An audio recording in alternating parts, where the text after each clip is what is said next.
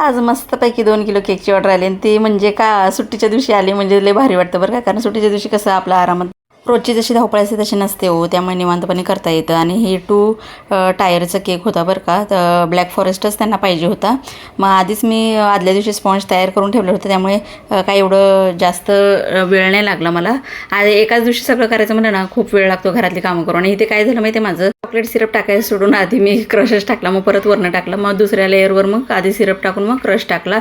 सगळे लेअर असेच करायचे होते एका पाठोपाठ एक. मग दुसरं मी जो वरचा टायरचा होता तो पण तसाच केला आणि छानपैकी इथे डेकोरेशन केलेलं आहे. सुंदर असा केक झालेला आहे. अद्विक मुलाचं नाव होतं.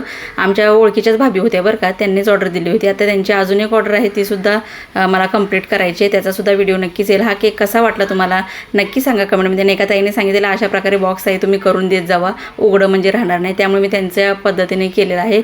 आणि थँक्यू बरं का, तुमच्यामुळे पण काय काय गोष्टी कळतात. चला सबस्क्राईब करा की पटापटा.